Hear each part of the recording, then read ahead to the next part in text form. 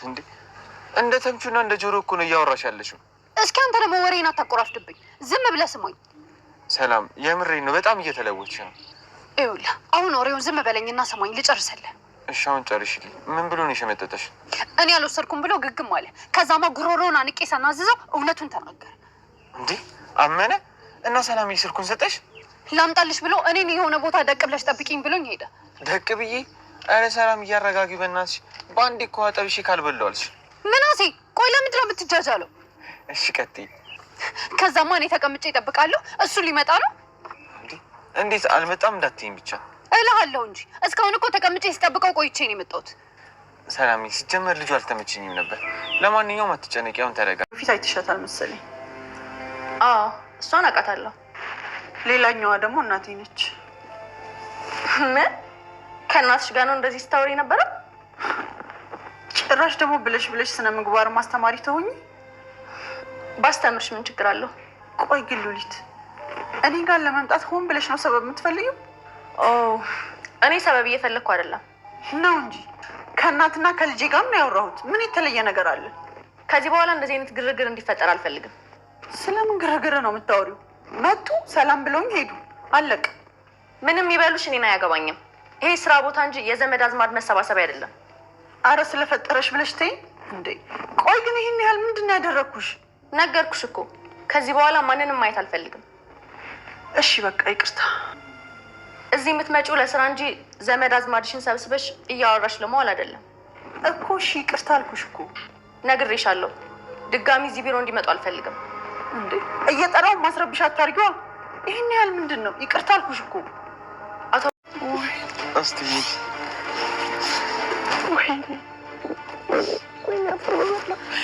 አያቴ እንዴት ነሽ? እኔ ምን ሆናለሁ? አስትዬ ተቀመጭ። ተቀመጭ እና አስትዬ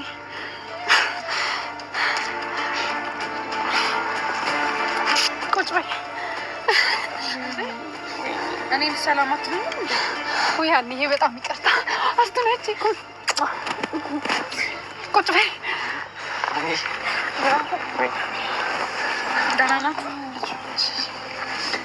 አስትዬ? ደህና ነሽ? ኧረ እኔ ደህና ነኝ።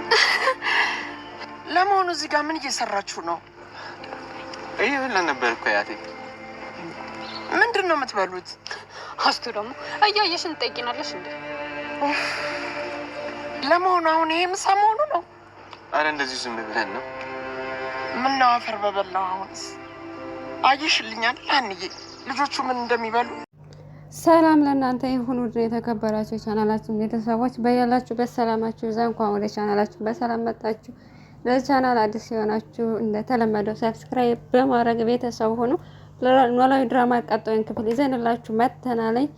የወይዘሮ አስቴር መከሰት እንግዲህ ሜላትን አስደንግጧታል። ወይዘሮ አስቴር የሜላት እናት ደሃ ከሆነች በኋላ እንግዲህ ሁሉ ችግር ከተፈጠረባት በኋላ ተመልሳ አልመጣችም ነበር። ለምን ይህ ሁሉ ችግር ስታሳልፍ እስካሁን እንዳልመጣችና እሷ ልታግዘት እንዳልቻለች ግን ግልጽ አይደለም።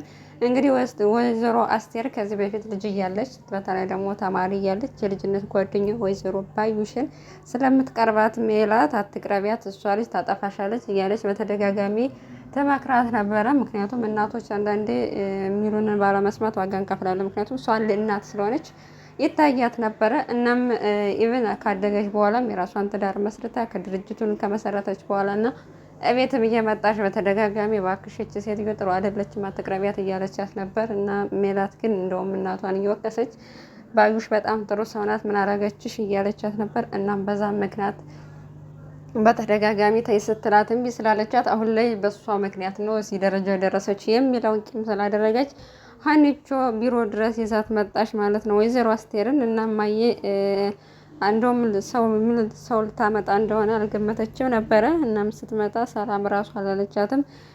እናም እንደደረሰች አለቻት እንግዲህ እኔም እዚህ ደረጃ እንደምትደርሽ አውቄው ነበረ። ድሮም ኑሮ አንቺ በጥፋትሽ እኔን ነገር ባለመስማትሽ ነው እንደዚህ ወደቅሽው ብላ ክፉ ነገር ተናግራት ተጫዋጩ ሆኖ እንግዲህ የወጡ። ከዛም ከወጡ በኋላ ከሀኒቾ ጋር ልጆቹን አሳይኝ ብላ ስትላቸው አላሳይሽም፣ ምክንያቱም ማየ እንደተናገረሻት እነሱንም መጥፎ ነገር ትናገሪያቸዋለሽ ብላ ስላሰበች አላሳይሽም ብላት ነበር።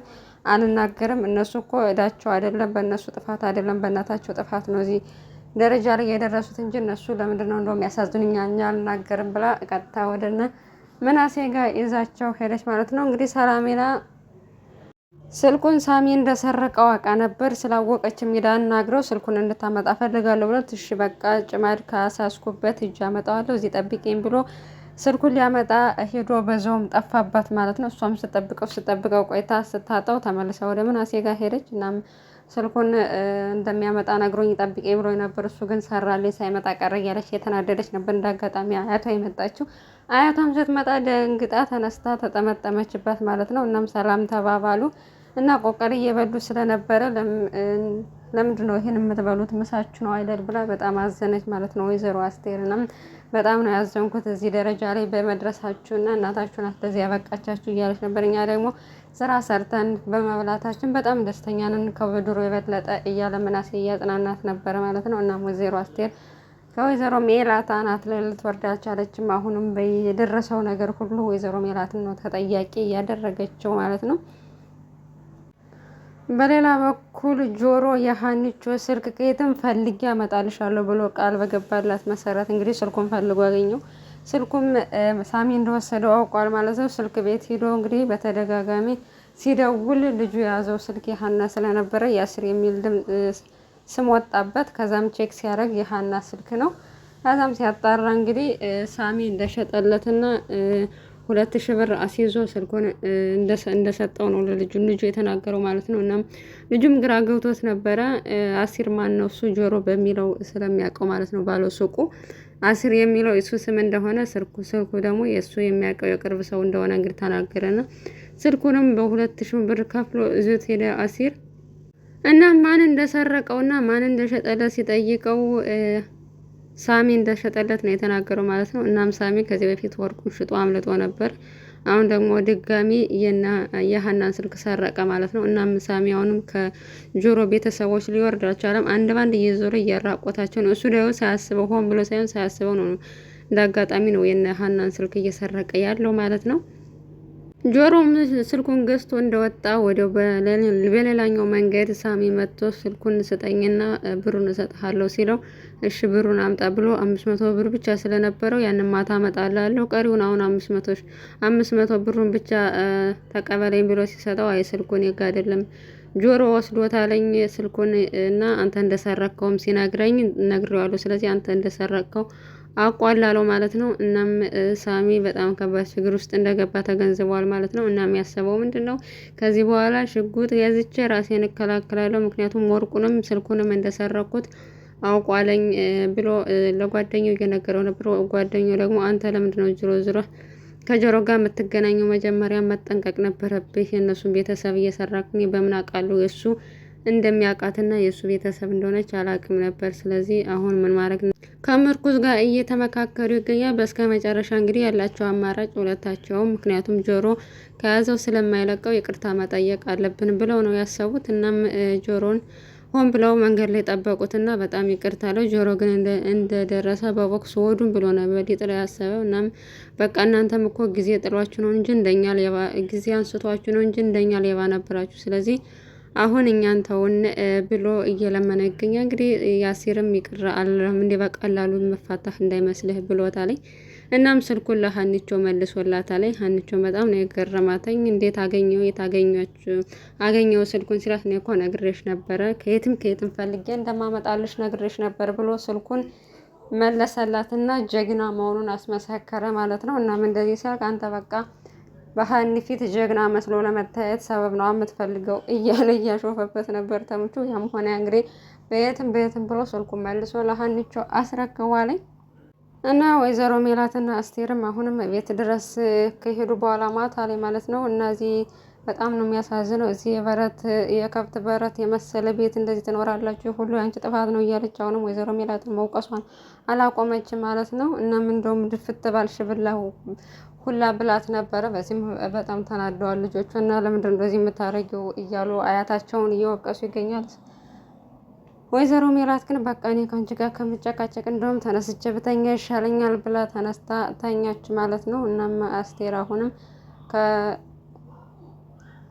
ከማጽናናት ይልቅ ወይዘሮ ሜላትን ተጠያቂ እንደሆነች እና እሷ ጥፋተኛ እንደሆነች ከዛ ሁሉ ነገር በአንድ የከሰረችው ንብረቷን ሁሉ ያጣችው በራሷ ጥፋትና በግትርኝነቷን ይህም ባለመስማትሽ ነው የሚለው ሀሳብ ላይ ጸንታ እንዳለች ነው። እናም ሉሊትም ወይዘሮ ሜላትን እናቷና ሀና ስትመጣ ስላየች ለምንድነው ምን ነበር ግርግር የነበረው ብላ ለመጠየቅ ሞከረች። እና እዚህ እኮ የዘመድ መሰብሰቢያ ሳይሆን የስራ ቦታ ነው፣ ስለዚህ ከዚህ በኋላ ማንም እንዲመጣ አልፈልግም ብላ እንግዲህ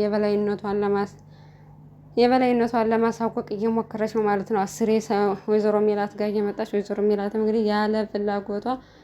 ያለ ፍላጎቷ እሺ የምትሆን አደርጋለሁ እያለች ነበር። እሱም እየተናነቃት ነበር እና ስትወጣ እንደውም ጠረጴዛውን ስለደበደበችው እንደውም የዲሲፕሊን ጉለት በሚለው ይዤዋለሁ እያለቻት በጣም እያነደቻት ነበር። ነገር ግን እስከ መጨረሻ ወይዘሮ አስቴር ሄዳ ልክ ልኳን ነግራታለች ማለት ነው ሉሊትን